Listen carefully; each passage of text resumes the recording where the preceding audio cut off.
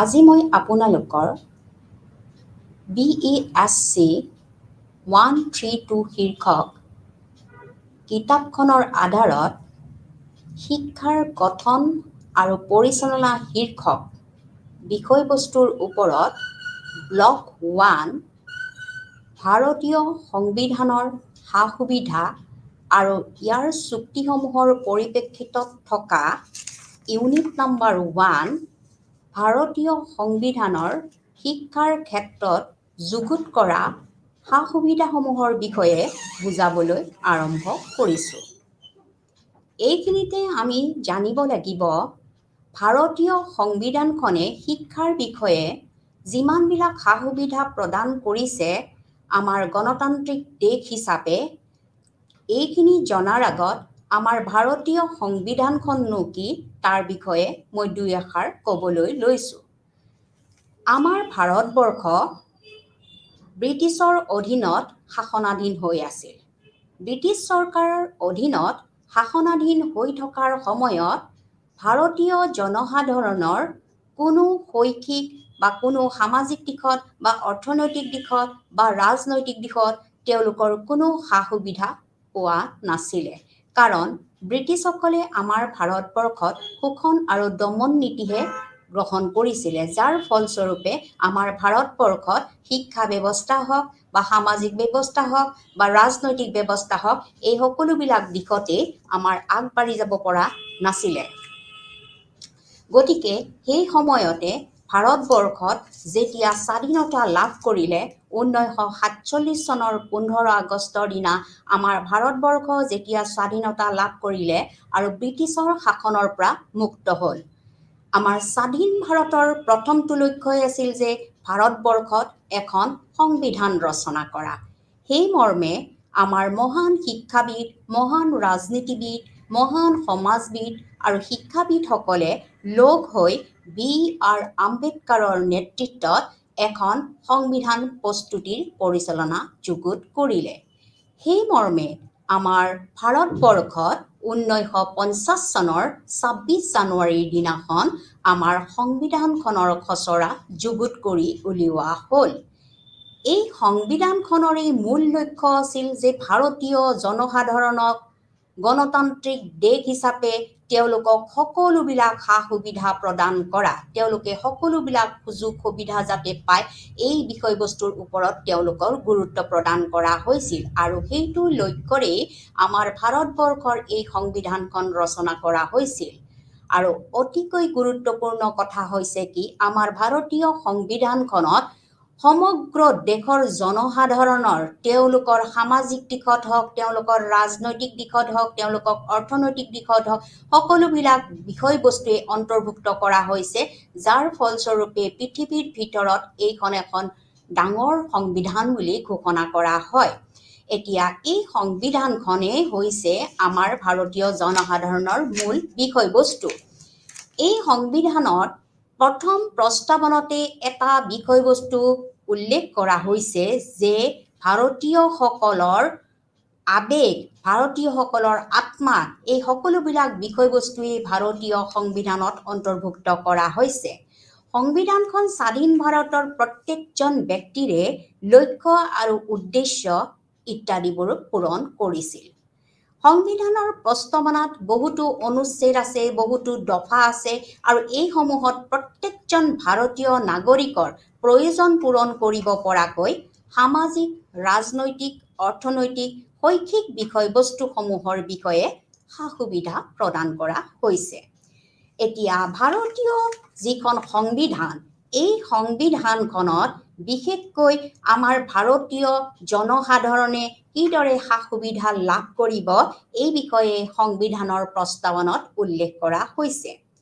প্ৰস্তাৱনাত আৰু এটা কথা উল্লেখ কৰা হৈছে যে আমাৰ ভাৰতৰ প্ৰত্যেকজন নাগৰিকে সমভাৱে বিবেচিত হ'ব লাগিব, সমান সা-সুবিধা পাব লাগিব, কোনো এজন ব্যক্তি যাতে এই সুবিধাৰ পৰা বঞ্চিত নহয়, এই বিষয়ে ইয়াত উল্লেখ কৰা হৈছে।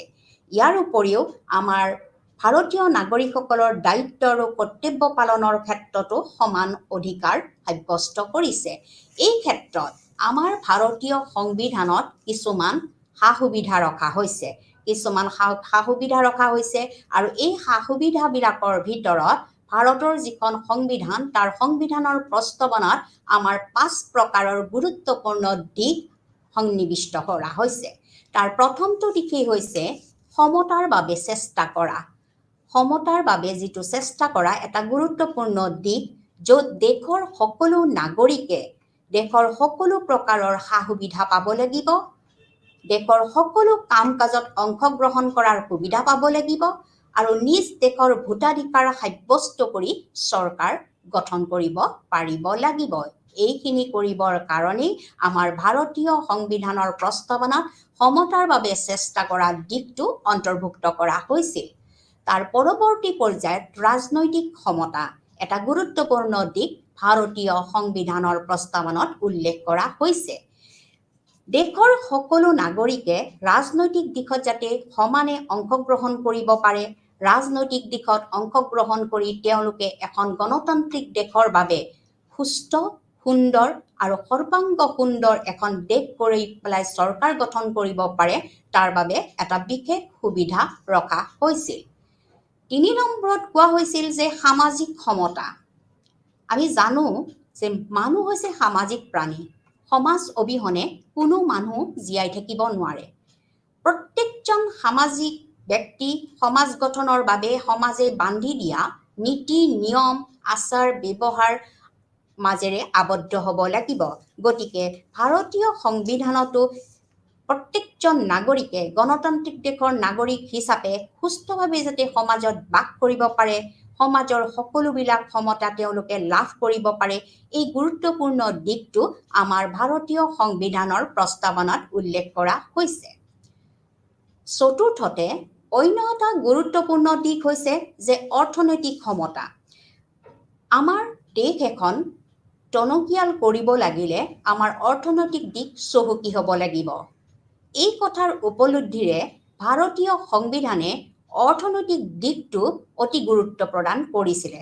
কাৰণ দেশৰ প্ৰগতি আৰু উন্নতি এই সকলোবিলাক বিষয় নিৰ্ভৰ কৰিব অৰ্থনৈতিক দিশৰ ওপৰত। অৰ্থনৈতিকভাৱে স্বাৱলম্বী হ'বলৈ হ'লে প্ৰত্যেকজন ভাৰতীয়ই নিজ নিজ কৰ্মক্ষেত্ৰত আগবাঢ়িব লাগিব। গতিকে অৰ্থনৈতিক সমতা এটা গুৰুত্বপূৰ্ণ দিশ, যিটো আমাৰ ভাৰতীয় সংবিধানৰ প্ৰস্তাৱনাত উল্লেখ কৰা হৈছে। শেষত এটা গুৰুত্বপূৰ্ণ দিশ, আটাইতকৈ গুৰুত্বপূৰ্ণ দিশ, সেই দিশটো হৈছে শিক্ষা আৰু সমতা। শিক্ষা আৰু সমতা এই দুটা গুৰুত্বপূৰ্ণ বিষয়বস্তু ভাৰতীয় সংবিধানৰ আটাইতকৈ গুৰুত্বপূৰ্ণ দিশ বুলি বিবেচিত হৈছে। আমি জানো যে শিক্ষা অবিহনে প্ৰত্যেকখন দেশেই অন্ধকাৰ। গতিকে শিক্ষাই মানুহক আন্ধাৰৰ বাট এৰি যিহেতু পোহৰৰ বাট দেখুৱায়, তাৰ বাবে প্ৰত্যেকজন ভাৰতীয় নাগৰিক শিক্ষিত হোৱাটো অনুভৱ কৰা হৈছিলে। যেতিয়া ভাৰতবৰ্ষ ব্ৰিটিছৰ অধীনত আছিল, তেতিয়া এক মুষ্টিমেয় সংখ্যৰ ব্যক্তিহে শিক্ষা গ্ৰহণৰ সুবিধা লাভ কৰিছিল। বাকী ৯৫% ব্যক্তিয়ে শিক্ষাৰ পৰা বঞ্চিত হৈছিল, কাৰণ ব্ৰিটিছৰ আমোলত থাকি কোনো ব্যক্তিয়ে শিক্ষাৰ অধিকাৰ পোৱা নাছিল। কিন্তু ভাৰতবৰ্ষই যেতিয়া গণতান্ত্ৰিক দেশ হিচাপে স্বীকৃতি হ'ল, যেতিয়া সংবিধান ৰচনা কৰা হ'ল, তেতিয়া প্ৰত্যেকজন ভাৰতীয়ই শিক্ষিত হ'ব লাগে বুলি আমি চেষ্টা কৰা হ'ল।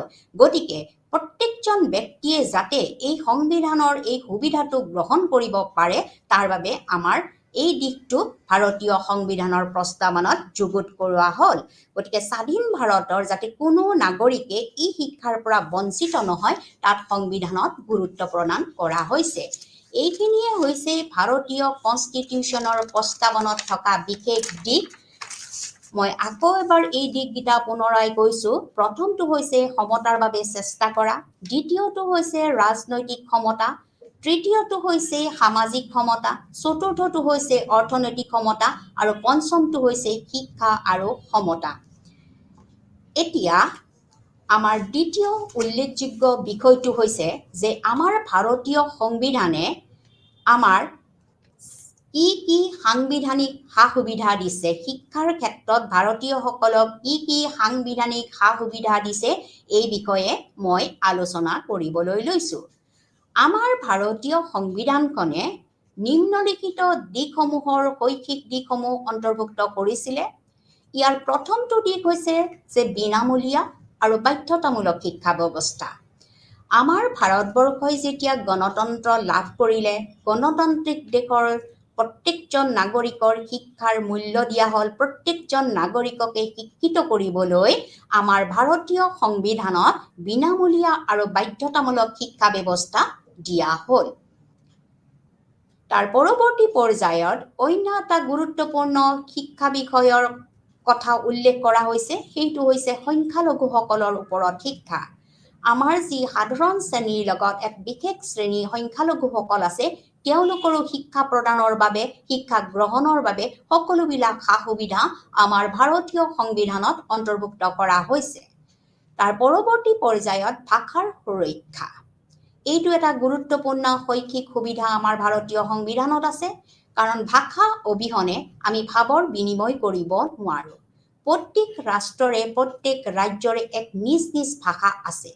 এই ভাষাটো সুৰক্ষিত কৰাটো আমাৰ সংবিধানৰ এটা প্ৰধান দায়িত্ব, আৰু এই ভাষা সুৰক্ষাও হৈছে আমাৰ সংবিধানৰ অন্য এটা গুৰুত্বপূৰ্ণ দিশ।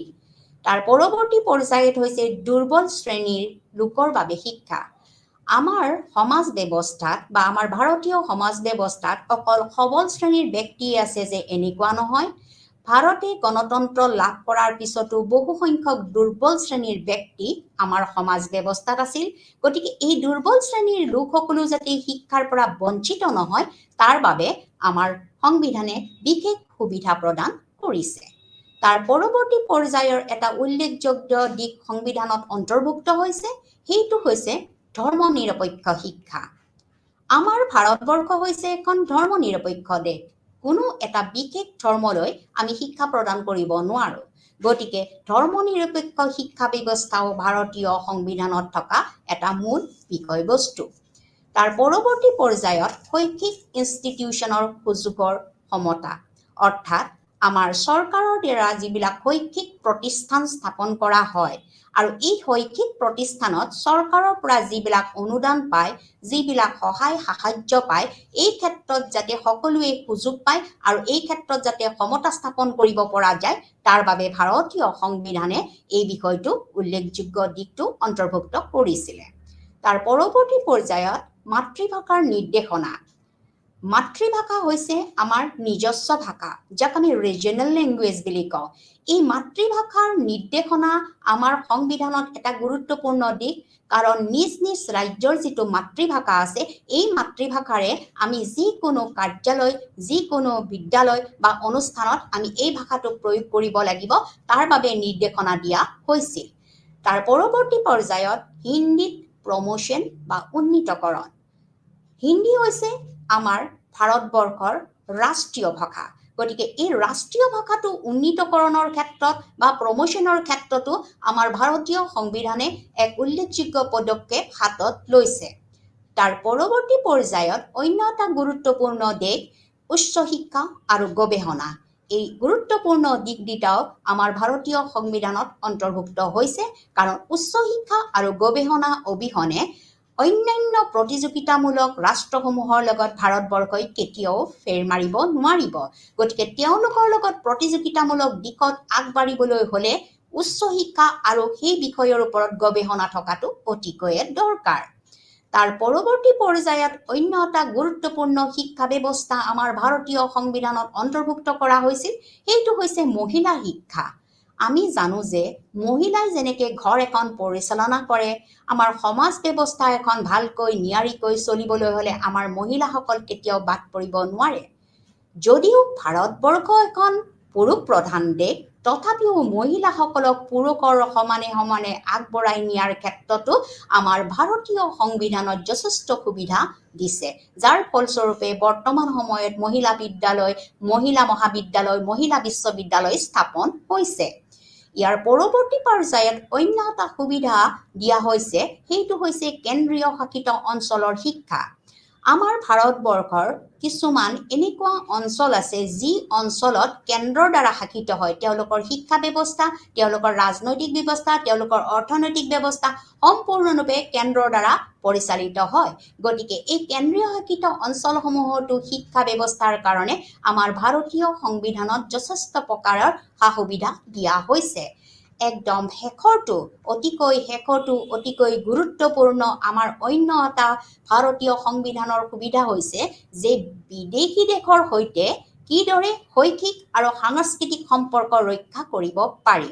এতিয়া বিদেশী ৰাষ্ট্ৰৰ সৈতে শৈক্ষিক আৰু সাংস্কৃতিক সম্পৰ্ক ৰক্ষা কৰিবলৈ হ'লে মই ইতিমধ্যে আপোনালোকক জনাইছো যে উচ্চ শিক্ষা আৰু গৱেষণা এটা গুৰুত্বপূৰ্ণ দিশ ভাৰতীয় সংবিধানত উল্লেখিত হৈ আছে।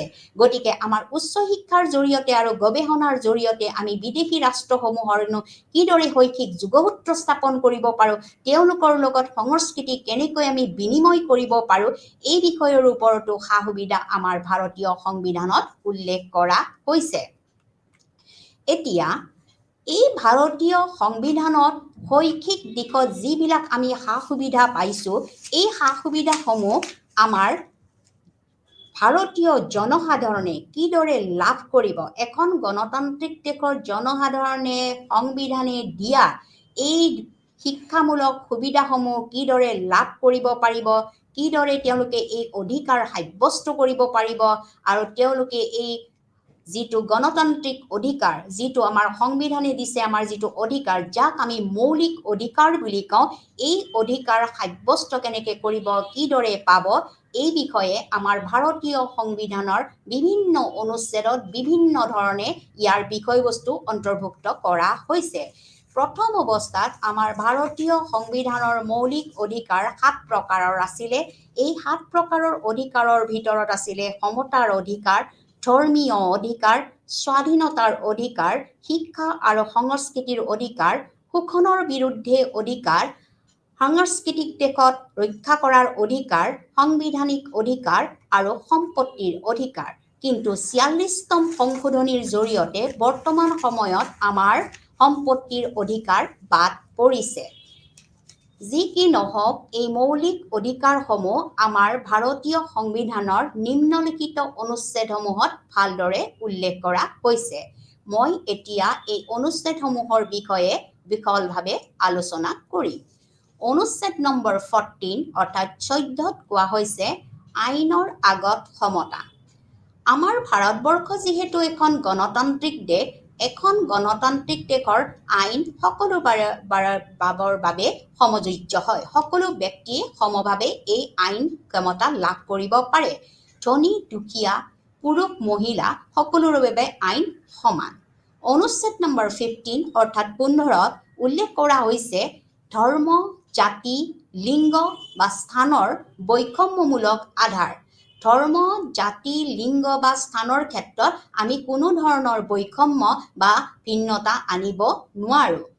অনুচ্ছেদ নম্বৰ 15(4) ইয়াত উল্লেখ কৰা হৈছে যিসমূহ পিছপৰা শ্ৰেণীৰ ব্যক্তি আছে তেওঁলোকৰ অনুসন্ধান আৰু অনুচ্ছেদৰ বাবে বিশেষ ব্যৱস্থা ৰখা।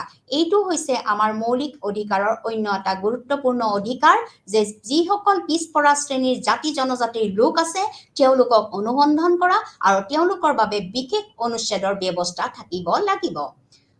অনুচ্ছেদ নম্বৰ 16(1) য'ত উল্লেখ কৰা হৈছে নিযুক্তি বিষয়ত সমান সুযোগ। আমাৰ ভাৰতীয়সকলে চৰকাৰৰ অধীনত যিসমূহ কাৰ্যালয়ত তেওঁলোকে নিযুক্তি পাব আৰু তেওঁলোকে নিযুক্তি বিষয়ত সমান সুযোগ পাব লাগিব। অনুচ্ছেদ নম্বৰ 16(4) ইয়াত উল্লেখ কৰা হৈছে যিসকল পিছপৰা শ্ৰেণীৰ ব্যক্তি আছে তেওঁলোকৰ বাবেও সংৰক্ষণৰ ব্যৱস্থা থাকিব লাগিব। এই ব্যৱস্থা আমাৰ বিদ্যালয়ত হওক, এই ব্যৱস্থা আমাৰ মহাবিদ্যালয় হওক, শিক্ষাৰ ক্ষেত্ৰত হওক বা আমাৰ নিযুক্তিৰ ক্ষেত্ৰত হওক বা নিয়োগৰ ক্ষেত্ৰত হওক, পিছপৰা শ্ৰেণীৰ বাবে এক বিশেষ সংৰক্ষণৰ ব্যৱস্থা থাকিব লাগিব। অনুচ্ছেদ নম্বৰ 21(a) আটাইতকৈ গুৰুত্বপূৰ্ণ এটা অধিকাৰ ভাৰতীয় নাগৰিকসকলৰ বাবে। এইটো হৈছে বিনামূলীয়া আৰু বাধ্যতামূলক শিক্ষাৰ অধিকাৰ। বিনামূলীয়া আৰু বাধ্যতামূলক শিক্ষাৰ এটা গুৰুত্বপূৰ্ণ অধিকাৰে আমাৰ ভাৰতীয়সকলক গণতান্ত্ৰিক দেশৰ এজন শিক্ষিত নাগৰিক হিচাপে বিবেচনা কৰাত সহায় কৰিছে। অনুচ্ছেদ নম্বৰ 24 ইয়াত উল্লেখ কৰা হৈছে যিসকল 14 বছৰৰ তলৰ শিশু আছে তেওঁলোকক যাতে কোনো কাৰখানাত নিয়োগ কৰা নহয়। অনুচ্ছেদ নম্বৰ 28 য'ত কোৱা হৈছে ৰাজ্যৰ দ্বাৰা পৰিচালিত অন্তৰ্দৃষ্টিয়ে কোনো ধৰ্ম প্ৰচাৰ নকৰিব। মই আগতে আপোনালোকক এটা দিশত উল্লেখ কৰিছিলোঁ যে ভাৰতবৰ্ষ এখন ধৰ্মনিৰপেক্ষ দেশ।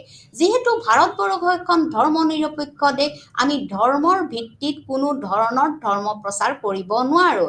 গতিকে ৰাজ্য চৰকাৰৰ দ্বাৰা যিবিলাক পৰিচালিত অনুষ্ঠান আছে, প্ৰতিষ্ঠান আছে, তাত কোনো এটা ধৰ্ম লৈ পেলাই আমাৰ শিক্ষাৰ বিষয়বস্তু আমি উদ্ভাৱন কৰিব নোৱাৰিম। এতিয়া ইয়াৰ পৰৱৰ্তী পৰ্যায়ত আমাৰ ভাৰতীয় সংবিধানে আমাৰ সংখ্যালঘুসকলৰ বাবে কিছুমান অধিকাৰ সাব্যস্ত কৰিছে, যাক আমি সাংস্কৃতিক আৰু শৈক্ষিক অধিকাৰ, সংখ্যালঘুসকলৰ সাংস্কৃতিক আৰু শৈক্ষিক অধিকাৰ বুলি সন্নিৱিষ্ট কৰা হৈছে। এই সংখ্যালঘুসকলৰ যি সাংস্কৃতিক আৰু শৈক্ষিক অধিকাৰ, এই অধিকাৰ আমাৰ অনুচ্ছেদ নম্বৰ 29, অনুচ্ছেদ নম্বৰ 30 আৰু অনুচ্ছেদ নম্বৰ 350ত সন্নিৱিষ্ট হৈ আছে। এতিয়া অনুচ্ছেদ নম্বৰ 21ত উল্লেখ কৰিছে যে ভাৰতীয় কনষ্টিটিউশ্যনৰ শৈক্ষিক অন্তৰ্দৃষ্টি প্ৰতিষ্ঠা আৰু পৰিচালনা কৰাত সংখ্যালঘুসকলৰ অধিকাৰক গ্যাৰাণ্টি প্ৰদান কৰা। অৰ্থাৎ যিসকল সংখ্যালঘুৰ ব্যক্তি আছে, তেওঁলোকেও নিজৰ অনুষ্ঠান বা প্ৰতিষ্ঠান পালন কৰিব পাৰে, তেওঁলোকে উদ্ভাৱন কৰিব পাৰে আৰু তেওঁলোকে প্ৰতিষ্ঠা কৰিব পাৰে। এই ক্ষেত্ৰত আমাৰ কিছুমান অধিকাৰ তেওঁলোকে ল'ব পাৰে। অনুচ্ছেদ নম্বৰ 30ত উল্লেখ কৰা হৈছে যে প্ৰাপ্ত কৰা চৰকাৰত বৈষম্যৰ বিৰুদ্ধে সুৰক্ষা, বিশেষকৈ অনুদানৰ ক্ষেত্ৰত। যিসকল চৰকাৰী স্বীকৃতিপ্ৰাপ্ত অনুষ্ঠান বা প্ৰতিষ্ঠান আছে সংখ্যালঘু অঞ্চলসমূহত, সেই সকলোতো অনুদানৰ ক্ষেত্ৰত কোনো ধৰণৰ বৈষম্য থাকিব নোৱাৰিব। অনুচ্ছেদ নম্বৰ 350, 350ত উল্লেখ কৰা হৈছে যে মাতৃভাষাত অন্তৰ্নিহিতকৰণৰ বাবে পৰ্যাপ্ত সুবিধা প্ৰদান কৰা। এতিয়া সংখ্যালঘু অঞ্চলৰ যিসকল অনুষ্ঠান আছে, যিসকল বিদ্যালয় আছে, এই শৈক্ষিক অনুষ্ঠানসমূহতো আমি মাতৃভাষাৰ প্ৰয়োগ কৰিবৰ বাবে পৰ্যাপ্ত পৰিমাণৰ সুবিধা আমাৰ ভাৰতীয় সংবিধানে প্ৰদান কৰিছে। এতিয়া আমাৰ যি ভাৰতবৰ্ষ এখন গণতান্ত্ৰিক দেশ হিচাপে আমাৰ প্ৰস্তাৱনাত বিভিন্ন দিশ ইতিমধ্যে আমি আলোচনা কৰিলোঁ। আমাৰ সংবিধানে দিয়া বিভিন্ন শৈক্ষিক সা সুবিধাসমূহ আলোচনা কৰিলোঁ। তাৰ পৰৱৰ্তী পৰ্যায়ত আমি মৌলিক অধিকাৰ কিছুমানো আলোচনা কৰিলোঁ। কিন্তু আমাৰ ভাৰতবৰ্ষৰ এই সাংবিধানিক অধিকাৰসমূহ সমভাৱে পাইছে নে পোৱা নাই, এই বিষয়ে আমি চোৱা চিতা কৰিবৰ বাবে ভাৰতীয় সংবিধানৰ অন্য এটা বিষয়বস্তু সন্নিৱিষ্ট কৰা হৈছে। সেইটো হৈছে ডিভিজন এণ্ড ডিচেন্ট্ৰেলাইজেশ্যন অফ পাৱাৰ, অৰ্থাৎ আমাৰ ক্ষমতাৰ বিকেন্দ্ৰীকৰণ আৰু ইয়াৰ তালিকা বা বিভাগ। গতিকে আমাৰ ভাৰতবৰ্ষৰ নাগৰিকসকলে গণতান্ত্ৰিক দেশৰ নাগৰিক হিচাপে তেওঁলোকে এই সা সুবিধাবিলাক কেনেকৈ পাব, কিদৰে পাব, ইয়াক চোৱা চিতা কৰিবৰ বাবে আমাৰ ক্ষমতাৰ বিকেন্দ্ৰীকৰণ কৰা হৈছিল। অৰ্থাৎ চৰকাৰৰ মাজত, কেন্দ্ৰীয় চৰকাৰ, ৰাজ্যিক চৰকাৰৰ মাজত ক্ষমতাসমূহ ভগাই দিয়া হৈছিল। আৰু এই ক্ষমতাসমূহ ভগাই দিয়াৰ ক্ষেত্ৰত 3খন তালিকা প্ৰস্তুত কৰি উলিওৱা হৈছিল। তাৰ প্ৰথমখন তালিকা হৈছে সংঘৰ তালিকা বা কেন্দ্ৰীয় তালিকা, য'ত কেন্দ্ৰীয় চৰকাৰৰে ক্ষমতা ইয়াত সন্নিৱিষ্ট কৰা হয়। দ্বিতীয়তে হৈছে ৰাজ্যিক তালিকা বা ৰাজ্যৰ তালিকা, য'ত ৰাজ্যিক চৰকাৰে নিজ নিজ ক্ষমতা প্ৰয়োগ কৰিব পাৰে। তৃতীয়তে হৈছে সমকালীন তালিকা, য'ত উভয়ে ৰাজ্যিক আৰু কেন্দ্ৰীয় চৰকাৰে এই বিষয়ে তেওঁলোকে ক্ষমতা প্ৰয়োগ কৰিব পাৰে। সংঘৰ তালিকা বা কেন্দ্ৰীয় তালিকাত হৈছে যিবিলাক সংবিধানৰ দ্বাৰা অনুষ্ঠান প্ৰতিষ্ঠানৰ ওপৰত গুৰুত্ব প্ৰদান কৰি আমাৰ কেন্দ্ৰীয় চৰকাৰে নিম্নলিখিত দিশসমূহৰ ওপৰত গুৰুত্ব প্ৰদান কৰিব পাৰে। মই এতিয়া দিশকেইটা আপোনালোকক কৈ আছোঁ। ইয়াৰ প্ৰথমটো দিশে হৈছে শিক্ষা আৰু সংস্কৃতিৰ লগত বিদেশী ৰাষ্ট্ৰৰ যোগসূত্ৰ। দ্বিতীয়টো হৈছে জাতীয় আৰু প্ৰতিষ্ঠানৰ ওপৰত গুৰুত্ব। তৃতীয়টো হৈছে সংস্কৃতিমূলক বিশ্ববিদ্যালয় স্থাপন। চতুৰ্থটো হৈছে বিজ্ঞান আৰু কাৰিকৰী শিক্ষা ব্যৱস্থা। পঞ্চমত হৈছে প্ৰশিক্ষণ ব্যৱস্থা। এই প্ৰশিক্ষণ বিত্তীয় আৰু কাৰিকৰী প্ৰশিক্ষণ, গোটেই প্ৰকাৰৰ প্ৰশিক্ষণৰ ব্যৱস্থাৰ কথা কোৱা হৈছে। পঞ্চমতে হৈছে গৱেষণা অধ্যয়নৰ লগত উচ্চ শিক্ষাৰ ব্যৱস্থা বা মানদণ্ড উন্নীতকৰণ। আৰু শেষৰটো হৈছে জাতীয় গুৰুত্বৰ লগত গুৰুত্ব ৰাখি যিমান বুৰঞ্জী প্ৰসিদ্ধ অঞ্চল আছে বা শিল্পকলা আছে বা ভাস্কৰ্য কলা আছে এইসমূহৰ তদাৰক কৰাটো হৈছে সংঘৰ তালিকা বা কেন্দ্ৰীয় তালিকাত অন্তৰ্ভুক্ত বিষয়বস্তু। এতিয়া আহিল ৰাজ্যৰ তালিকা। ৰাজ্য চৰকাৰৰ প্ৰত্যেকখন ৰাজ্যৰ যি ৰাজ্য চৰকাৰ আছে এই ৰাজ্য চৰকাৰৰ তালিকাত অন্তৰ্ভুক্ত হোৱা দিশটোকে বোলা হয় ৰাজ্য তালিকা। গতিকে এই ৰাজ্য তালিকাত বিশেষভাৱে প্ৰত্যেকখন শৈক্ষিক অনুষ্ঠান বা শিক্ষা বা ৰাজ্য চৰকাৰৰ দ্বাৰা যিবিলাক বিশ্ববিদ্যালয় আছে এইসমূহ বিষয় আমাৰ ৰাজ্য তালিকাত অন্তৰ্ভুক্ত হোৱা দিশ। ইয়াৰ পৰৱৰ্তী পৰ্যায়ত হৈছে সমকালীন তালিকা। এতিয়া এই সমকালীন তালিকাত উভয়ে কেন্দ্ৰীয় চৰকাৰ আৰু ৰাজ্যিক চৰকাৰ দুয়োটা চৰকাৰে সমভাৱে তেওঁলোকৰ নিজস্ব ক্ষমতা প্ৰয়োগ কৰিব পাৰে। গতিকে পৰোক্ষ আৰু প্ৰত্যক্ষভাৱে ৰাজ্যিক চৰকাৰ আৰু কেন্দ্ৰীয় চৰকাৰে ইয়াত হাত দিব পাৰে। আৰু এই বিষয়সমূহ হৈছে তেওঁলোকে উভয়ে ৰাজ্যিক আৰু কেন্দ্ৰীয় চৰকাৰে দৃষ্টি নিক্ষেপ কৰা দিশসমূহ হৈছে ১ নম্বৰটো হৈছে অৰ্থনৈতিক আৰু সামাজিক আঁচনি, ২ নম্বৰটো হৈছে বৃত্তিমুখী আৰু কাৰিকৰী প্ৰশিক্ষণ, তৃতীয়টো হৈছে আইন আৰু জীৱিকা সম্পৰ্কীয় বিষয়, চতুৰ্থটো হৈছে দাতব্য বা দাতব্য প্ৰতিষ্ঠানসমূহ অৰ্থাৎ চেৰিটেবল যিবিলাক ইনষ্টিটিউশ্যন বুলি আমি কওঁ, পঞ্চমত হৈছে বাতৰি কাকত, কিতাপ ছপাশাল ইত্যাদি, প্ৰিণ্টিং প্ৰেছ এইসমূহৰ ওপৰতো আমাৰ উভয়ে কেন্দ্ৰীয় চৰকাৰ আৰু ৰাজ্যিক চৰকাৰৰ হাত আছে। আৰু শেষৰটো হৈছে স্থাপত্যবিদ্যা যিটোক আমি আৰ্কিঅলজিকেল ডিপাৰ্টমেণ্ট বুলি কওঁ। এই ডিপাৰ্টমেণ্টটো বা এই বিষয়টো আমাৰ উভয়ে কেন্দ্ৰীয় আৰু ৰাজ্যিক চৰকাৰে তদাৰক কৰিব পাৰে। ইয়াৰ পৰৱৰ্তী পৰ্যায়ত আমাৰ ভাৰতবৰ্ষৰ সংবিধানত এটা গুৰুত্বপূৰ্ণ দিশ অন্তৰ্ভুক্ত কৰা হৈছে যিটো হৈছে ডিৰেক্টিভ প্ৰিন্সিপলছ অফ ষ্টেট পলিচি, অৰ্থাৎ যাক কোৱা হয় নিৰ্দেশাত্মক নীতি। এতিয়া এই নিৰ্দেশাত্মক নীতি কি? ডিৰেক্টিভ প্ৰিন্সিপলছ মানে কি? এতিয়া নিৰ্দেশাত্মক নীতি হৈছে নিৰ্দেশ দিয়া এটা নীতি যি চৰকাৰক নিৰ্দেশ দিয়ে যিকোনো আইন প্ৰণয়ন কৰাৰ ক্ষেত্ৰত, যিকোনো নীতি নিৰ্ধাৰণ কৰাৰ ক্ষেত্ৰত এখন গণতান্ত্ৰিক দেশত এই নিৰ্দেশাত্মক নীতিসমূহ সহায় কৰে। কিন্তু এই নিৰ্দেশাত্মক নীতিসমূহ আদালতত বিচাৰযোগ্য কেতিয়াও নহয়। সংবিধানৰ ৪ৰ্থ খণ্ডত এই নিৰ্দেশাত্মক নীতিসমূহ অন্তৰ্ভুক্ত কৰা হৈছে। যদিও নিৰ্দেশাত্মক নীতিসমূহ আদালতত বিচাৰযোগ্য নহয়, কিন্তু চৰকাৰে তেওঁলোকৰ পৰিচালনাৰ সময়ত তেওঁলোকৰ নীতিসমূহ প্ৰতিষ্ঠিত কৰাৰ ক্ষেত্ৰত, আইন ৰূপদান কৰাৰ ক্ষেত্ৰত বা প্ৰণয়নৰ ক্ষেত্ৰত এই নীতিসমূহ তেওঁলোকে মানি চলিব লাগে। এই নীতিসমূহৰ অধীনতো আমাৰ কিছুমান শিক্ষা সা-সুবিধা প্ৰদান কৰা হৈছে বা শৈক্ষিক সা-সুবিধা ভাৰতীয় নাগৰিকে পাইছে। গতিকে এই শৈক্ষিক সা-সুবিধাসমূহ নিম্নলিখিত অনুচ্ছেদৰ মাধ্যমেৰে প্ৰকাশ কৰা হৈছে। অনুচ্ছেদ নম্বৰ ৪১, য'ত কোৱা হৈছে যে দেশে এটা সীমাৰ ভিতৰত দেশৰ অৰ্থনৈতিক ক্ষমতা আৰু বিকাশ সাধনৰ বাবে কাম কৰাৰ অধিকাৰ পাব লাগিব। লগতে জনসাধাৰণ বিশেষকৈ নিবনুৱা, যিসকল বৃদ্ধ ব্যক্তি আছে, যিসকল ৰোগীয়া ব্যক্তি আছে আৰু যিসকল বাধাগ্ৰস্ত ব্যক্তি আছে তাৰ ওপৰত গুৰুত্ব প্ৰদান কৰিব লাগিব।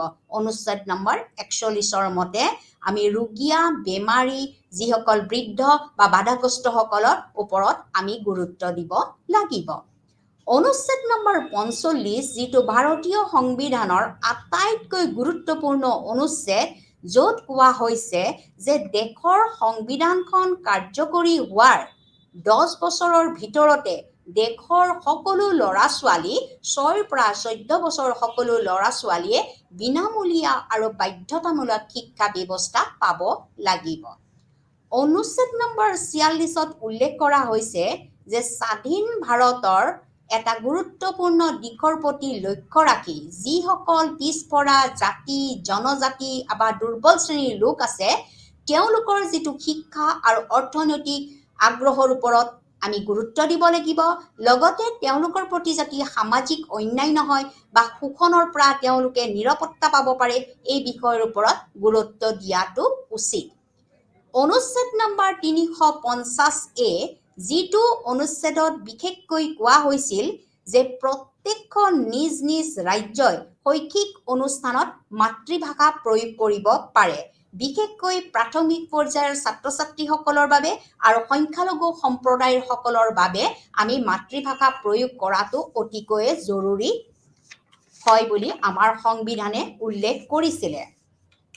আমাৰ সংবিধানৰ অন্য এটা গুৰুত্বপূৰ্ণ দিশ হৈছে যে শিক্ষাৰ অধিকাৰ আইন 2009, The Right to Education RTE Act 2009, 2009 শিক্ষাৰ যিখন অধিকাৰ আইন, এইটো এটা সংবিধানৰ গুৰুত্বপূৰ্ণ আইন। এতিয়া শিক্ষাৰ অধিকাৰ আইন সংবিধানৰ যিহেতু এক গুৰুত্বপূৰ্ণ আইন হিচাপে ঘোষণা কৰা হৈছে, গতিকে শিক্ষাৰ অধিকাৰ সমভাৱে পোৱাটো সংবিধানৰ এক বাধ্যতামূলক দিশ। এখন গণতান্ত্ৰিক দেশত সকলো নাগৰিকে সমভাৱে শিক্ষা ব্যৱস্থাৰ সুবিধা পাব লাগিব, যাৰ উল্লেখ ইতিমধ্যে ভাৰতীয় সংবিধানৰ বহুকেইটা অনুচ্ছেদত উল্লেখ কৰা হৈছে। তথাপিও ভাৰতবৰ্ষৰ বহুতো ল'ৰা ছোৱালী বৰ্তমান সময়লৈকে শিক্ষাৰ পৰা সা-সুবিধাৰ পৰা বঞ্চিত হৈ আছে। এই কথাৰ প্ৰতি লক্ষ্য ৰাখিয়ে আমাৰ ভাৰতীয় সংবিধানখন আমাৰ পৰিৱৰ্তন কৰা হৈছিল, সংশোধনী কৰা হৈছিল, যি সংশোধনীক আমি ৮৬তম সংশোধনী বুলি কোৱা হয়। আৰু এই সংশোধনৰ ফলস্বৰূপে এটা নতুন অনুচ্ছেদ সংযোজিত হ'ল, যি অনুচ্ছেদটো হৈছে 21A। ইতিমধ্যে মই 21A অনুচ্ছেদৰ কথা উল্লেখ কৰিছো, গতিকে এইটো হৈছে এটা নতুন অনুচ্ছেদ, যিটো আমাৰ ভাৰতীয় সংবিধানৰ ৮৬তম সংশোধনীৰ ফলস্বৰূপে আমাৰ এই নতুন অনুচ্ছেদটো গঠন কৰা হৈছিল। আৰু ইয়াৰ লগে লগে 2009 চনত এখন নতুন আইন প্ৰণয়ন কৰা হ'ল, যাক আমি কৈছো ৰাইট টু এডুকেশ্যন 2009। এই আইনখনে ভাৰতীয় শিশুসকলক 6 বছৰৰ পৰা 14 বছৰ বয়সলৈকে মুক্ত, বিনামূলীয়া আৰু বাধ্যতামূলক শিক্ষা গ্ৰহণ কৰিব লাগিব বুলি উল্লেখ কৰিছে। ইয়াত কোনো শিশু বাদ পৰি যাব নোৱাৰে। ইয়াত কোনো বিদ্যালয়ে নামভৰ্তিকৰণৰ ক্ষেত্ৰত বিষমতা আনিব নোৱাৰে। নিজ পিতৃ মাতৃয়েও নিজ নিজ শিশুক বিদ্যালয়লৈ পঠিয়াবটো বাধ্যতামূলক। ইয়াৰ উপৰিও প্ৰত্যেকখন বিদ্যালয়ে প্ৰত্যেকজন ছাত্ৰ ছাত্ৰীৰ বাবে দুপৰীয়াৰ আহাৰ যোগান ধৰা, তেওঁলোকৰ সাজ পোছাক যোগান ধৰা, স্কুল বেগ যোগান ধৰা, যাতায়াতৰ ব্যৱস্থা কৰি দিয়া ইত্যাদি বিষয়সমূহ এই ৰাইট টু এডুকেশ্যনত অন্তৰ্ভুক্ত এটা গুৰুত্বপূৰ্ণ দিশ। ইয়াৰ উপৰিও প্ৰত্যেকখন বিদ্যালয় যাতে 1 কিলোমিটাৰৰ অন্তৰে অন্তৰে অনুষ্ঠিত হয়, তেওঁলোকক যাতে শিক্ষকসকলক যাতে প্ৰশিক্ষণৰ ব্যৱস্থা কৰা হয়, তেওঁলোকৰ যাতে পাৰিতোষিক বা দৰমহা ইত্যাদি সকলোবিলাক এই আইনখনত গুৰুত্বপূৰ্ণ সা-সুবিধা ৰখা হৈছে। গতিকে আমাৰ ভাৰতীয় সংবিধানত ৰাইট টু এডুকেশ্যন বা শিক্ষাৰ অধিকাৰ আইন আটাইতকৈ গুৰুত্বপূৰ্ণ বা উল্লেখযোগ্য দিশ। এই আইনখনৰ অধীনতে আকৌ দুখন গুৰুত্বপূৰ্ণ শিশু অধিকাৰ সুৰক্ষা, শিশুসকলৰ যিবিলাক অধিকাৰ আছে তাক সুৰক্ষিত কৰিবৰ বাবে দুখন আয়োগ গঠন কৰা হৈছিল। এই আয়োগখনৰ প্ৰথমখন আয়োগ হৈছে ৰাষ্ট্ৰীয় পৰ্যায়ৰ আয়োগ, যিখন আয়োগক আমি কৈছো শিক্ষাৰ অধিকাৰৰ বাবে ৰাষ্ট্ৰীয় আয়োগ। এই ৰাষ্ট্ৰীয় আয়োগখনেও আমাৰ যিবিলাক শিশু আছে তেওঁলোকৰ যিবিলাক অধিকাৰ, এই অধিকাৰসমূহ সুৰক্ষিত কৰিবৰ বাবে তেওঁলোকৰ মাজত থকা যিবিলাক আঁচনি, শিশুসকলে যিবিলাক পাবলগীয়া আঁচনি বা তেওঁলোকৰ যিবিলাক কাৰ্যসূচী, তেওঁলোকৰ যিটো প্ৰশাসন ব্যৱস্থা ইত্যাদি বিষয়সমূহ এই ৰাষ্ট্ৰীয় পৰ্যায়ৰ আয়োগখনত শিশুৰ অধিকাৰৰ সম্পৰ্কে উল্লেখিত আছে। এই শিশু সুৰক্ষা অধিকাৰ আইন যিখন ৰাষ্ট্ৰীয় পৰ্যায়, এইখন হৈছে তাৰ দ্বিতীয় পৰ্যায়ৰ আয়োগখন হৈছে শিশু অধিকাৰসকলক সুৰক্ষা কৰিবৰ বাবে ৰাজ্যিক পৰ্যায়ৰ আয়োগ। এই ৰাজ্যিক পৰ্যায়ৰ যিখন শিশু সুৰক্ষা আইন বা আয়োগ, এইখন আমাৰ সংবিধানৰ 17 নম্বৰ ধাৰা 2005 চনত থকা শিশুৰ অধিকাৰৰ অধীনত গঠন কৰা হৈছিল আৰু 2010 চনৰ 4 মাৰ্চৰ পৰা এই ৰাজ্যিক আয়োগখন বিশেষভাৱে কাম কাজ আৰম্ভ কৰা হৈছিল। এই ৰাজ্যিক আয়োগখনৰ মূল লক্ষ্য হৈছে যে এই আয়োগখনে শিশুসকলক সুৰক্ষা দিয়া, শিশুসকলৰ মানদণ্ড উন্নীতকৰণ কৰা, তেওঁলোকৰ মানদণ্ড বিকাশ সাধন কৰা, তেওঁলোকৰ জীৱন আৰু তেওঁলোকে শিশুসকলে যাতে বিভিন্ন কাম কাজত অংশগ্ৰহণ কৰিব পাৰে এই বিষয়সমূহ সামৰি লোৱা হৈছিল। এই ৰাজ্যিক শিশু সুৰক্ষা আইনখনৰ মূল কাৰ্যবোৰ মই এতিয়া বৰ্ণনা কৰিছোঁ। এই ৰাজ্যিক শিশু সুৰক্ষা আইনখনৰ মূল কাৰ্যটোৰ প্ৰথমটো কাৰ্য হৈছে যে শিশুসকলক ৰক্ষণাবেক্ষণ দিয়াৰ ক্ষেত্ৰত পৰীক্ষা কৰা আৰু পুনৰ পৰীক্ষাৰ ব্যৱস্থা থকা। তেওঁলোকে ৰক্ষণাবেক্ষণ পাইছে নে পোৱা নাই, সমাজৰ পৰা হওক বা ঘৰৰ পৰা হওক বা বিভিন্ন অনুষ্ঠানৰ পৰা হওক তেওঁলোকৰ ৰক্ষণাবেক্ষণ দিয়া হৈছে নে হোৱা নাই এই বিষয়ে পৰীক্ষা বা পুনৰ পৰীক্ষাৰ ব্যৱস্থা কৰা হৈছিল। দ্বিতীয়তে, শিশুৰ অধিকাৰসমূহ যাতে তেওঁলোকক উলংঘন কৰিব নোৱাৰে তাৰ প্ৰতি নিৰীক্ষণ কৰা। অৰ্থাৎ আমি শিশুসকলে যিবিলাক অধিকাৰ পাইছে তাত যদি উলংঘিত নহয়, কোনোৱে যাতে বাধা নিদিয়ে তাৰ ওপৰত আমি তদন্ত কৰাৰ ব্যৱস্থা হাতত ৰখা হৈছে। তৃতীয়তে, শিশুসকলৰ যিটো নিজস্ব অধিকাৰ, তেওঁলোকৰ যিটো প্ৰাপ্য সুবিধা এইটো ভালদৰে উপভোগ কৰিব পাৰিছে নে পৰা নাই এই বিষয়ে পৰীক্ষা কৰাটো ৰাজ্যিক শিক্ষা আয়োগৰ অন্য এটা গুৰুত্বপূৰ্ণ দিশ। ইয়াৰ পৰৱৰ্তী দিশটো হৈছে শিশুসকলৰ দৃষ্টি নিক্ষেপ কৰা, শিশুসকলক সুৰক্ষিত কৰা, তেওঁলোকৰ যিবিলাক প্ৰয়োজন এই প্ৰয়োজনমূলকৰ প্ৰতি চকু ৰখাটো হৈছে ৰাজ্যিক শিক্ষা আয়োগৰ এটা গুৰুত্বপূৰ্ণ দিশ আৰু শিশু অধিকাৰৰ ক্ষেত্ৰত এইখন আয়োগে এই দিশটোৰ ওপৰত বেছিকৈ গুৰুত্ব দিছে। ইয়াৰ পৰৱৰ্তী পৰ্যায়ত ৰাজ্যিক আয়োগ, শিশু অধিকাৰ যিখন আয়োগ, এই আয়োগখনে অন্য এটা গুৰুত্বপূৰ্ণ দিশৰ প্ৰতি দৃষ্টি নিক্ষেপ কৰিছে, যিটো দৃষ্টি বিশেষকৈ সমাজ ব্যৱস্থাৰ লগত জড়িত হৈছে যে শিশু অপৰাধ প্ৰৱণতা, শিশুবিলাক কিয় অপৰাধ প্ৰৱণ কৰে, সমাজৰ কিয় অপৰাধ কৰে, কি অপৰাধ কৰে, কিহৰ বাবে কৰে, এই অপৰাধৰ পৰা মুক্ত কৰিবলৈ কি কি কৰা ব্যৱস্থা লোৱা হ'ব, এই সকলোবিলাক বিষয় ৰাজ্যিক শিশু সুৰক্ষা আইনত উল্লেখিত হৈ আছে। গতিকে আমাৰ ৰাইট টু এডুকেশ্যন 2009 এই 2009ৰ যিখন শিক্ষাৰ অধিকাৰ আইন তাৰ লগতে আমাৰ ৰাষ্ট্ৰীয় পৰ্যায়ৰ শিশু সুৰক্ষা অধিকাৰ আইন আৰু শিশু অধিকাৰ সুৰক্ষাৰ ৰাজ্যিক পৰ্যায়ৰ আৰু কেন্দ্ৰীয় পৰ্যায়ৰ এই দুইখন আয়োগে সমভাৱে শিশুসকলৰ অধিকাৰৰ পৰা যাতে বঞ্চিত নহয় তাৰ বাবে গুৰুত্ব প্ৰদান কৰি আহিছে।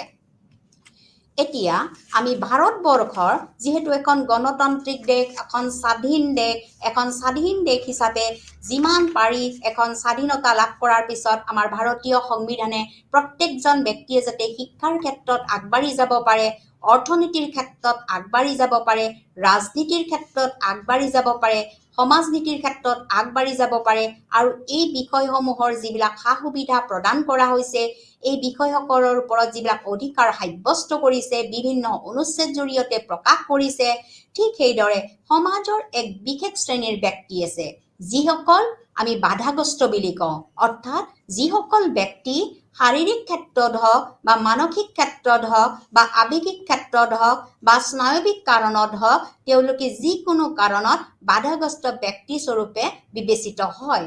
কিন্তু এইসকলেও ব্যক্তিৰ শিক্ষাৰ বাবেও আমাৰ সংবিধানে বহুতো সুবিধা সন্নিৱিষ্ট কৰি থৈ গৈছে। তেওঁলোকে সমাজৰ বাধাগ্ৰস্ত ব্যক্তিয়ে হওক বা বিকলাংগ ব্যক্তিয়ে হওক বা বিশেষভাৱে সক্ষম ব্যক্তিয়েও হওক তেওঁলোকৰো একোটা নিজস্ব অধিকাৰ আছে আৰু এই অধিকাৰ আৰু নিৰাপত্তাৰ বাবে এইসকল ব্যক্তিক সংবিধানে বহুতো আইন প্ৰণয়ন কৰিছে যাতে তেওঁলোকে সাধাৰণ মানুহৰ দৰে শিক্ষা গ্ৰহণ কৰি সমাজত সন্মান সহকাৰে জীয়াই থাকিব পাৰে। গতিকে এই বাধাগ্ৰস্তসকলে যাতে তেওঁলোকৰ নিজৰ অধিকাৰ সাব্যস্ত কৰিব পাৰে, তেওঁলোকে সমাজত এটা স্বীকৃতি পায়, তেওঁলোককো সমাজৰ অন্য সাধাৰণ ব্যক্তিৰ লগত সমভাৱে তেওঁলোকে বহিব পাৰে, উঠিব পাৰে, কাৰ্যালয়ত যাব পাৰে, সাংস্কৃতিক দিশত অংশগ্ৰহণ কৰিব পাৰে, শিক্ষামূলক বিষয়সমূহত তেওঁলোকে আগবাঢ়ি যাব পাৰে, এইসমূহৰ বিষয়ে উল্লেখযোগ্য দিশসমূহ গ্ৰহণ কৰি পেলাই এই ভাৰতীয় সংবিধানে বহুকেইখন আইন প্ৰণয়ন কৰিছিল।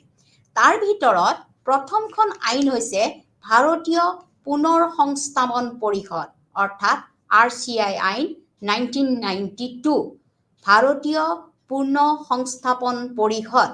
এইখন আমাৰ স্থাপন কৰা হৈছিলে 1992 চনত ইন 1992 ভাৰতীয় যিখন পূৰ্ণ সংস্থাপন পৰিষদ আছে এইখন আচলতে সামাজিকভাৱে পঞ্জীয়নভুক্ত আইন এই পঞ্জীয়নভুক্ত আইনখন 1886 চনতেই গঠন কৰা হৈছিল কিন্তু 1992 চনত ভাৰতৰ সদনত এইখন আইন উত্থাপিত কৰা হৈছিল আৰু 2000 চনৰ পৰা ইয়াক ব্যাপকভাৱে প্ৰচাৰিত হৈছিল গতিকে এই ভাৰতীয় যিখন পূৰ্ণ সংস্থাপন পৰিষদ আছে এই পৰিষদখন বিশেষকৈ এক বিশেষ শ্ৰেণীৰ লোকৰ বা বাধাগ্ৰস্তসকলৰ বাবেই কাম কৰা হৈছে ইয়াত বিশেষ ব্যক্তিসকলৰ বিশেষ শ্ৰেণী ব্যক্তি অৰ্থাৎ যিসকল শাৰীৰিক হওক মানসিক হওক আৱেগিক হওক যিসকলে তেওঁলোকৰ বাধাগ্ৰস্ততা সমাজৰ ব্যক্তিয়ে দেখা পায় বা চিনাক্তকৰণ কৰা হয় এইসকল ব্যক্তিৰ যিটো মানদণ্ড এইসকল ব্যক্তিৰ যিটো জীয়াই থকাৰ যিটো সুব্যৱস্থা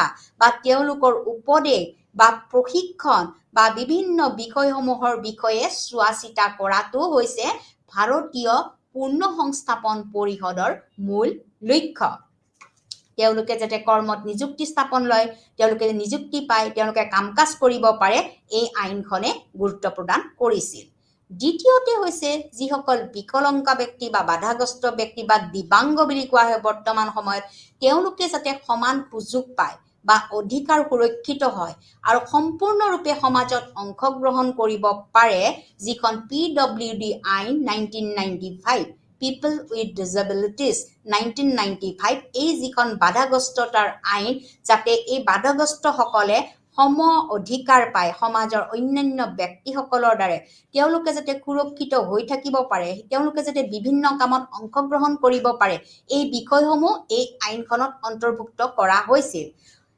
বিশেষকে এই আইনখন যেতিয়া প্ৰস্তুত কৰা হৈছিল এই আইনখনে আমাৰ সমাজৰ 7 প্ৰকাৰৰ বাধাগ্ৰস্ততাৰ কথাহে উল্লেখ কৰিছিল অৰ্থাৎ এই 7 প্ৰকাৰৰ বাধাগ্ৰস্ততা সমাজত মাত্ৰ কেৱল 7 প্ৰকাৰৰ বাধাগ্ৰস্ততাৰ বিষয়ে তেওঁলোকে উল্লেখ কৰিছিল তেওঁলোকৰ পাঠদানৰ ক্ষেত্ৰত হওক তেওঁলোকৰ শিক্ষাৰ ক্ষেত্ৰত হওক তেওঁলোকৰ সমান সুযোগ সুবিধাৰ ক্ষেত্ৰত হওক এই সকলোবিলাক বিষয়বস্তু আমাৰ এই আইনখনৰ দ্বাৰা বিবেচিত হৈছিল তাৰ পৰৱৰ্তী পৰ্যায়ত আটাইতকৈ এখন গুৰুত্বপূৰ্ণ আইন উত্থাপিত কৰা হৈছিল আমাৰ ভাৰতীয় সংবিধানত যিখন সমাজ কল্যাণ বিভাগৰ দ্বাৰা এই আইনখন প্ৰতিষ্ঠিত হৈছিল যাক কোৱা হৈছে বিকলাংগ ব্যক্তিসকলৰ অধিকাৰ আইন RPW Act 2016 এইখন হৈছে আমাৰ বাধাগ্ৰস্তসকলৰ বা বিশেষভাৱে সক্ষম ব্যক্তিসকলৰ আটাইতকৈ গুৰুত্বপূৰ্ণ আইন যিখন আইনৰ দ্বাৰা প্ৰত্যেকজন বাধাগ্ৰস্তই তেওঁলোকৰ শিক্ষাৰ ক্ষেত্ৰত হওক তেওঁলোকৰ জীৱিকাৰ ক্ষেত্ৰত হওক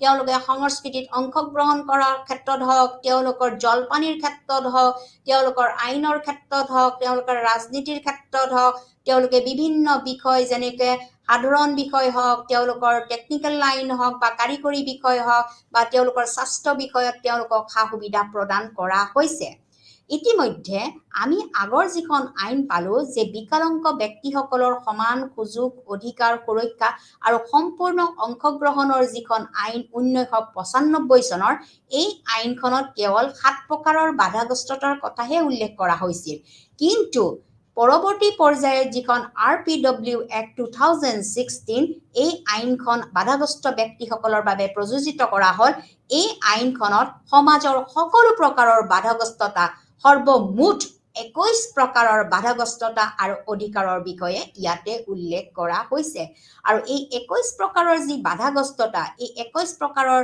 বাধাগ্ৰস্ততাৰ ল'ৰা ছোৱালী কি ধৰণে শিক্ষা গ্ৰহণ কৰিব তেওঁলোকক কি ধৰণৰ সা-সঁজুলি প্ৰয়োগ কৰা হ'ব কি ধৰণৰ সা-সঁজুলি প্ৰয়োগৰ দ্বাৰা তেওঁলোকে আগবাঢ়ি যাব পাৰিব ইত্যাদি বিভিন্ন দিশ এই RPW Act 2016ত অন্তৰ্ভুক্ত কৰা হৈছে গতিকে আমাৰ সংবিধানে প্ৰযোজিত কৰা এই তিনিখন হৈছে বাধাগ্ৰস্তসকলৰ বাবে প্ৰয়োগ কৰা বিশেষ আইন যাৰ জৰিয়তে আমাৰ শিক্ষা ব্যৱস্থা আগবঢ়াই নিব পৰা যায় তেওঁলোকে যাতে সসন্মানে সমাজ এখনত জীয়াই থাকিব পাৰে সসন্মানে তেওঁলোকে জীয়াই থকাৰ অধিকাৰ আছে এই সকলো বিষয়বস্তু আমাৰ বিকলাংগ ব্যক্তিসকলৰ অধিকাৰ আইন যিখন RPW Act 2016ত ইয়াত উল্লেখিত হৈছে এতিয়া পুনৰবাৰ মই এই পাঠটো আপোনালোকক আৰু এবাৰ মই পঢ়াই দিছোঁ। এই পাঠত থকা গুৰুত্বপূৰ্ণ দিশ মই পুনৰবাৰ ক'বলৈ আৰম্ভ কৰিছোঁ যে আমাৰ ভাৰতীয় যিখন সংবিধান আছে, এই সংবিধানখন আমাৰ ৰচনা কৰা হৈছিল যে এখন গণতান্ত্ৰিক দেশত এখন সংবিধানৰ অতিকৈ দৰকাৰ। এই সংবিধানখন 1950 চনৰ 26 জানুৱাৰীৰ পৰা কাৰ্যকৰী হৈছিল আৰু এই সংবিধানখনেই হৈছে আমাৰ ভাৰতীয় ব্যক্তিসকলৰ বা নাগৰিকসকলৰ আত্মা বুলি কোৱা হৈছে, য'ত সকলোবিলাক বিষয় ইয়াত অন্তৰ্ভুক্ত হৈ আছে। গতিকে আমাৰ এই ভাৰতীয় সংবিধানখন সম্পূৰ্ণৰূপে সকলো শ্ৰেণীৰ ব্যক্তিৰ বাবে প্ৰযোজিত হৈছে, যাৰ ফলস্বৰূপে আমাৰ এইখন পৃথিৱীৰ ভিতৰত এখন বৃহত্তম সংবিধান হিচাপেও উল্লেখিত হৈছে। এই সংবিধানৰ যিখন প্ৰস্তাৱনা আছে, এই প্ৰস্তাৱনাত এটা বিষয় উল্লেখ কৰা হৈছে যে আমাৰ ভাৰতীয় মানুহৰ আত্মাৰ সকলোবিলাক বিষয়বস্তুৱেই এই সংবিধানখনত উল্লেখিত হৈ আছে। প্ৰস্তাৱনাৰ প্ৰথমতেই লিখা হৈছে যে ভাৰতীয়ৰ আত্মা এই সংবিধানখনত জড়িত হৈ আছে, অৰ্থাৎ ভাৰতীয়সকলৰ যিমানবিলাক প্ৰয়োজন, এই প্ৰয়োজন আমাৰ বা সা সুবিধা পাবলগীয়া এইখিনি সকলোবিলাক আমাৰ ভাৰতবৰ্ষৰ এই আয়োগখনতে বা এই প্ৰতিবেদনখনতে উল্লেখিত হৈ আছে বা এই সংবিধানখনতে উল্লেখিত হৈ আছে। গতিকে এই প্ৰস্তাৱনাত আমাৰ প্ৰথমতে মূল 5টা বিষয়ৰ ওপৰত গুৰুত্ব দিয়া হৈছিলে। তাৰ প্ৰথমটো বিষয় হৈছে যে ক্ষমতাৰ বাবে চেষ্টা কৰা, দ্বিতীয়তে হৈছে যে ৰাজনৈতিক ক্ষমতা, তৃতীয়তে হৈছে যে সামাজিক ক্ষমতা, চতুৰ্থতে হৈছে কি অৰ্থনৈতিক ক্ষমতা, আৰু পৰৱৰ্তী পৰ্যায়ত আছিল শিক্ষা আৰু ক্ষমতাৰ বিষয়বস্তু। গতিকে এইখিনি হৈছে ভাৰতীয় সংবিধানৰ প্ৰস্তাৱনাত থকা উল্লেখযোগ্য বিষয়। গতিকে এই বিষয়টোৰ পিছতে আমাৰ ভাৰতীয় সংবিধানত কিছুমান শিক্ষাৰ সা সুবিধা দিয়া হ'ল, যে আমি কি ধৰণৰ শিক্ষাৰ সা সুবিধা আমাৰ ভাৰতীয় লোকসকলে পাব বা ভাৰতীয় লোকসকলে এই শিক্ষা গ্ৰহণৰ অধিকাৰ পাব। এই যিটো শিক্ষাৰ সা সুবিধা আমাৰ ভাৰতীয় সংবিধানৰ এটা উল্লেখতম অংশ হিচাপে বিবেচিত হৈছে। গতিকে ইতিমধ্যে মই এইটো আলোচনা কৰিছোঁ, মই পুনৰাই আকৌ এবাৰ কৈছোঁ, এই শিক্ষাৰ সা সুবিধাবিলাক হৈছে যে প্ৰথমটোৱে হৈছে বিনামূলীয়া আৰু বাধ্যতামূলক শিক্ষা ব্যৱস্থা, দ্বিতীয়তে হৈছে সংখ্যালঘুসকলৰ ওপৰত শিক্ষা, তৃতীয়টো হৈছে ভাষাৰ সুৰক্ষা, চতুৰ্থটো হৈছে দুৰ্বল শ্ৰেণীৰ লোকৰ বাবে শিক্ষা ব্যৱস্থা, তাৰ পিছৰটো হৈছে ধৰ্ম নিৰপেক্ষ শিক্ষা ব্যৱস্থা, তাৰ পিছৰটো হৈছে প্ৰত্যেক শৈক্ষিক প্ৰতিষ্ঠানে সমান সুযোগ সুবিধা পোৱাৰ ব্যৱস্থা, তাৰ পিছৰটো হৈছে যে মাতৃভাষাত নিৰ্দেশনা, তাৰ পিছৰটো হৈছে হিন্দীত প্ৰমোশ্যন বা উন্নীতকৰণ, তাৰ পৰৱৰ্তী পৰ্যায়ত হৈছে উচ্চ শিক্ষা আৰু গৱেষণাৰ ব্যৱস্থা, তাৰ পৰৱৰ্তী পৰ্যায়ত হৈছে মহিলা শিক্ষা ব্যৱস্থা, তাৰ পৰৱৰ্তী পৰ্যায়ত হৈছে কেন্দ্ৰীয় শাসিত অঞ্চলৰ শিক্ষা, আৰু অতিকৈ শেষত আমাৰ অন্য এটা শিক্ষাৰ সুবিধা হৈছে যে বিদেশী ৰাষ্ট্ৰসমূহৰ লগত আমাৰ শৈক্ষিক বা সাংস্কৃতিক দিশত কিদৰে আমি সম্পৰ্ক ৰক্ষা কৰিম। এইখিনি হৈছে আমাৰ ভাৰতীয় সংবিধানত থকা বিশেষ সা সুবিধা। ভাৰতীয় নাগৰিকসকলে স্বাধীনতা লাভ কৰাৰ পিছত এই সা সুবিধাবিলাক শৈক্ষিক ক্ষেত্ৰত এই সা সুবিধাবিলাক পাইছিল। এই শৈক্ষিক সা সুবিধাবিলাক কিদৰে গ্ৰহণ কৰিব পাৰিব, এই অধিকাৰবিলাক তেওঁলোকে ক'ৰ পৰা ল'ব, যিটোক আমি সাংবিধানিক অধিকাৰ বুলি কওঁ, সংবিধানৰ পৰা পোৱা প্ৰাপ্য অধিকাৰক আমি আচলতে মৌলিক অধিকাৰ বুলি কওঁ। গতিকে এই মৌলিক অধিকাৰবিলাক আকৌ বিভিন্ন অনুচ্ছেদৰ মাধ্যমেৰে আমাৰ সংবিধানত উল্লেখিত হৈছে। গতিকে এই বিভিন্ন অনুচ্ছেদসমূহৰ ভিতৰত প্ৰথমটো অনুচ্ছেদ হৈছে অনুচ্ছেদ নম্বৰ 14 বা 14, যাত কোৱা হৈছে যে আইনৰ আগত সমতা, আইনখন আমাৰ সকলোৰে বাবে একেই হ'ব লাগিব।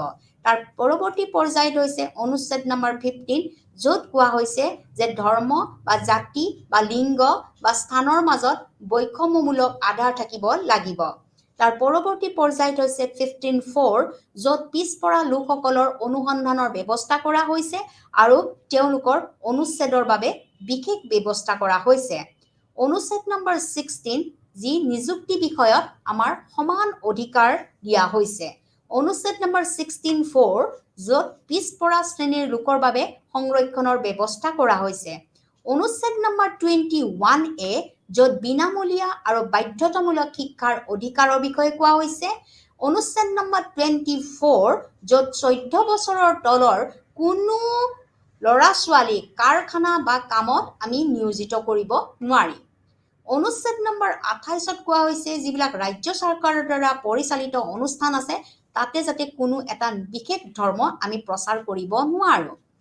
এই অনুচ্ছেদত উল্লেখিত অধিকাৰসমূহ যিখিনি মৌলিক অধিকাৰ আছে অনুচ্ছেদ আকাৰে প্ৰকাশিত হৈছে, তাৰ উপৰিও আৰু কিছুমান অধিকাৰ আমাৰ সংবিধানত সন্নিৱিষ্ট কৰা হৈছে, যিটো সংখ্যালঘুসকলৰ বাবে ইয়াক প্ৰতিষ্ঠা কৰা হৈছিল।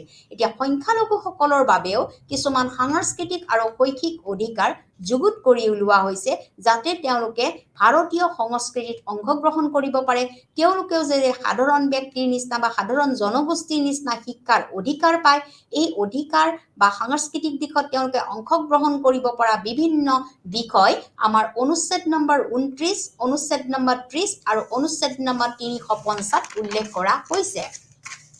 কিন্তু আমাৰ যিবিলাক সা সুবিধা বা শৈক্ষিক অধিকাৰ বা শৈক্ষিক প্ৰাপ্য সংবিধানে দিছে, এইখিনি সমভাৱে বিতৰণ হৈছে নে হোৱা নাই, এইখিনি চোৱা চিতা কৰিবৰ বাবে আমাৰ আকৌ কিছুমান বিভাগীয় তালিকা প্ৰস্তুত কৰা হ'ল। সংবিধানৰ নিৰ্দেশ মতে আমাৰ ক্ষমতাৰ বিকেন্দ্ৰীকৰণ কৰা হ'ল। ক্ষমতাৰ বিকেন্দ্ৰীকৰণ, য'ত এই ক্ষমতাসমূহ আকৌ ভগাই দিয়া হ'ল। এই ক্ষমতাসমূহ বিশেষভাৱে আমাৰ কেন্দ্ৰীয় তালিকা, ৰাজ্যিক তালিকা আৰু সমকালীন তালিকাৰ সমানে সমানে ভগাই দিয়া হ'ল। এতিয়া কেন্দ্ৰীয় তালিকাত কেন্দ্ৰীয় চৰকাৰৰ দ্বাৰা পৰিচালিত হোৱা অনুষ্ঠান বা প্ৰতিষ্ঠানসমূহ কেন্দ্ৰীয় চৰকাৰে তদাৰক কৰিব পাৰে। এতিয়া কেন্দ্ৰীয় চৰকাৰে তদাৰক কৰা বিষয়সমূহ মই পুনৰাই আকৌ কৈছোঁ যে প্ৰথমটো বিষয় হৈছে শিক্ষা আৰু সংস্কৃতিৰ লগত যিবিলাক বিদেশী ৰাষ্ট্ৰ, এই বিদেশী ৰাষ্ট্ৰৰ লগত যোগসূত্ৰ স্থাপন কৰা। দ্বিতীয়টো হৈছে জাতীয় আৰু প্ৰতিষ্ঠানৰ ওপৰত গুৰুত্ব প্ৰদান কৰা। তৃতীয়তে হৈছে যে সংস্কৃতিকমূলক বিশ্ববিদ্যালয় স্থাপন কৰা। চতুৰ্থতে হৈছে বিজ্ঞান আৰু কাৰিকৰী দিশত গুৰুত্ব প্ৰদান কৰা। পঞ্চমতে হৈছে প্ৰশিক্ষণৰ ব্যৱস্থা কৰা। যিকোনো প্ৰশিক্ষণ ব্যৱস্থা, এইটো বিত্তীয় দিশত হওক বা কাৰিকৰী দিশতেই হওক, এই প্ৰশিক্ষণৰ ব্যৱস্থাও আমাৰ কেন্দ্ৰীয় চৰকাৰে তদাৰক কৰিব পাৰে বা তেওঁলোকৰ ক্ষমতাত থাকে। নেক্সট, গৱেষণাৰ লগত উচ্চ শিক্ষাৰ মানদণ্ড উন্নীতকৰণ কৰা। কিদৰে গৱেষণা কৰি আমি উচ্চ শিক্ষা আগবঢ়াই নিব পাৰোঁ, এইটো বিষয়েও আমাৰ কেন্দ্ৰীয় চৰকাৰে তদাৰক কৰিব পাৰে। নেক্সট, পৰৱৰ্তী পৰ্যায়টো হৈছে যে জাতীয় গুৰুত্ব দিব লাগিব। জাতিৰ লগত জড়িত যিবিলাক বুৰঞ্জী প্ৰসিদ্ধ দিশ আছে, যিবিলাক শিল্পকলা আছে, যিবিলাক ভাস্কৰ্য আছে, যিবিলাক সাহিত্য আছে, এইটো কিন্তু আমাৰ কেন্দ্ৰীয় চৰকাৰৰ তালিকাত অন্তৰ্ভুক্ত এটা বিষয়। দ্বিতীয়তে হৈছে ৰাজ্যিক তালিকা। ৰাজ্য চৰকাৰৰ দ্বাৰা যিবিলাক বিষয় পৰিচালিত হয়, যিবিলাক বিষয় তদাৰক হয় বা যিবিলাক বিষয় আমি তদাৰক কৰা হয়, এইটো ৰাজ্য তালিকাত পৰে। গতিকে ৰাজ্য তালিকাত যিসমূহ বিষয় তেওঁলোকে শিক্ষাৰ ক্ষেত্ৰত হওক বা বিশ্ববিদ্যালয় স্থাপনৰ ক্ষেত্ৰত হওক বা বিশ্ববিদ্যালয় শিক্ষাৰ ক্ষেত্ৰতো আমাৰ ৰাজ্যিক তালিকাত অন্তৰ্ভুক্ত হয়। ইয়াৰ পৰৱৰ্তী পৰ্যায়ত হৈছে সমকালীন তালিকা, য'ত কেন্দ্ৰীয় চৰকাৰ আৰু ৰাজ্যিক চৰকাৰ উভয়ে দৃষ্টি নিক্ষেপ কৰিব পাৰে। এতিয়া কেন্দ্ৰীয় চৰকাৰ আৰু ৰাজ্যিক চৰকাৰে দৃষ্টি নিক্ষেপ কৰা বিষয়সমূহ হৈছে যে অৰ্থনৈতিক আৰু সামাজিক আঁচনি। যিমানবিলাক আমাৰ অৰ্থনীতি বা সামাজিক আঁচনি আছে এখন দেশৰ উন্নতি আৰু প্ৰগতিৰ বাবে, এইটো ৰাজ্য আৰু কেন্দ্ৰীয় চৰকাৰৰ মাজত এইটো তদাৰক ক্ষমতা থাকে। দ্বিতীয়তে হৈছে বৃত্তিমুখী আৰু কাৰিকৰী প্ৰশিক্ষণ ব্যৱস্থাটো আমাৰ উভয়ে কেন্দ্ৰীয় আৰু ৰাজ্যিক চৰকাৰৰ মাজত এই বিষয়টো বিবেচিত হয়। তৃতীয়তে আইন আৰু জীৱিকা সম্পৰ্কীয় যিমানবিলাক বিষয় আছে, এইটো আমাৰ ৰাজ্য চৰকাৰৰ দ্বাৰাই আৰু কেন্দ্ৰীয় চৰকাৰৰ দ্বাৰাই তদাৰক কৰা বিষয়। যিবিলাক আমাৰ সমাজত চেৰিটেবল ইনষ্টিটিউশ্যন আছে, যাক আমি দাতব্য বা দাতব্য প্ৰতিষ্ঠান বুলি কওঁ, এই প্ৰতিষ্ঠানতো সমভাৱে কেন্দ্ৰীয় আৰু ৰাজ্যিক চৰকাৰে ইয়াতে তদাৰক কৰিব পাৰে।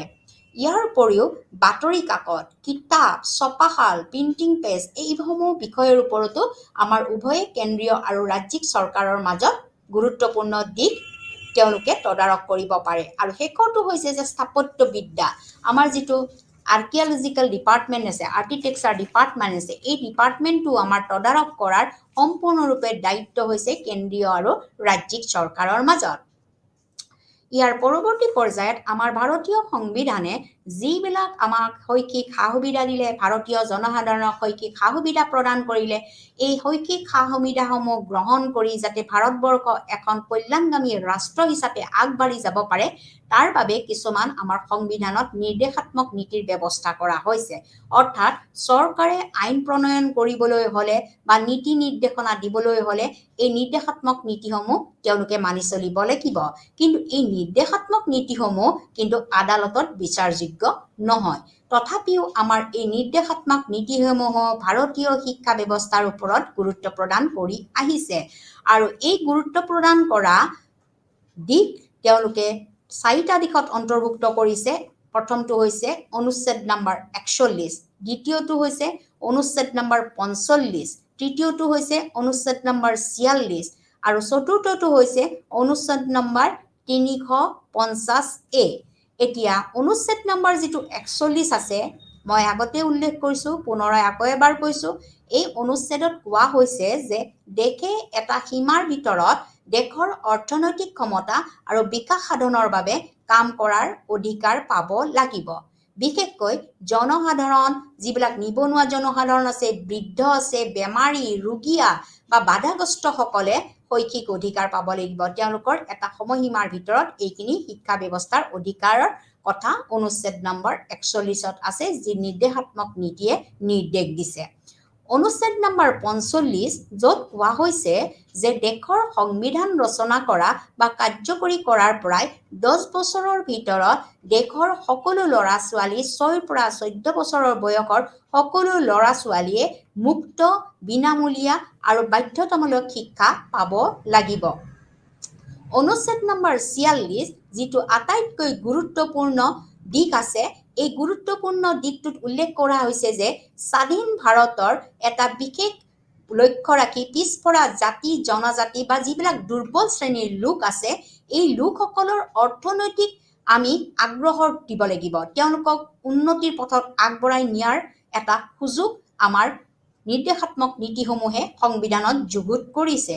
ইয়াৰ উপৰিও যিসকল পিছপৰা ব্যক্তি আছে, এই পিছপৰা ব্যক্তিসকলে যাতে তেওঁলোকক কোনোৱে অন্যায় কৰিব নোৱাৰে বা তেওঁলোকক কোনো দমন কৰিব নোৱাৰে বা শোষণ কৰিব নোৱাৰে, তেওঁলোকক নিৰাপত্তা দিয়াৰ ব্যৱস্থাও অনুচ্ছেদ নম্বৰ 46ত অন্তৰ্ভুক্ত কৰা হৈছে।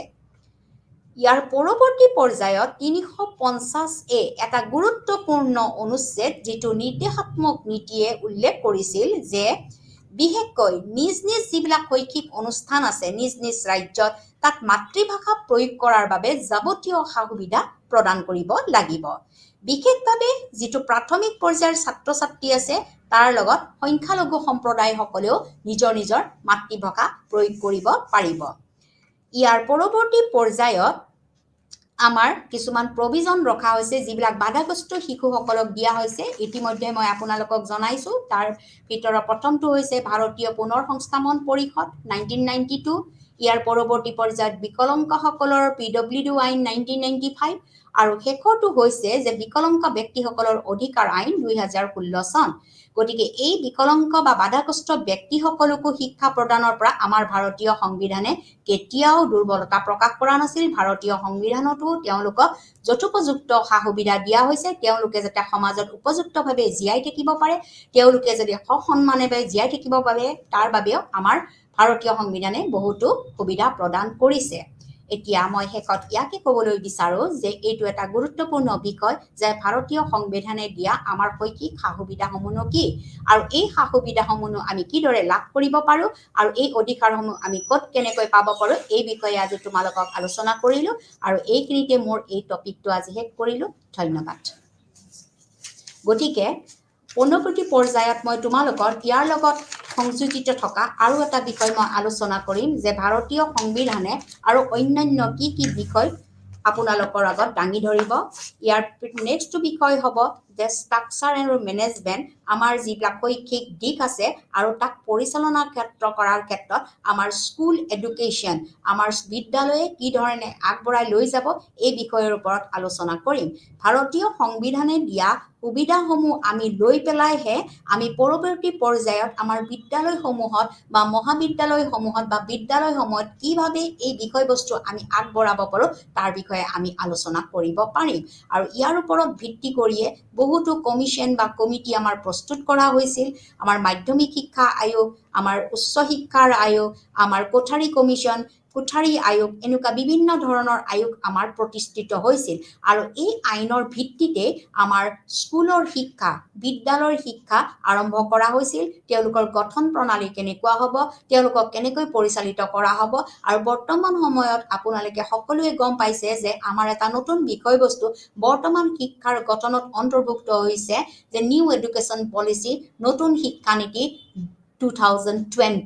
2020 চনৰ যিখন নতুন শিক্ষানীতি আহিছে এই শিক্ষানীতিৰ আধাৰত আকৌ শিক্ষা ব্যৱস্থা গঠন কেনেকুৱা হ'ব লাগিব তাৰ পৰিচালনা হ'ব লাগিব এই বিষয়ে মই পৰৱৰ্তী পৰ্যায়ত আলোচনা কৰিম ধন্যবাদ থেংক ইউ